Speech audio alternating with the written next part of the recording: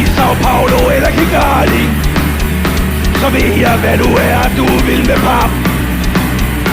Og selvom den bliver syg og det er farligt, så kan du ikke lade være, du vil med pap.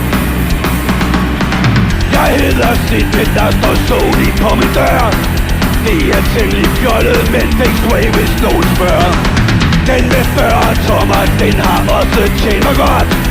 Kvinderne, de tror på det og flotte som et slot.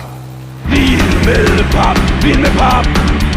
Jeg er vild med pap, vild med pap. Jeg er vild med pap, vild med pap.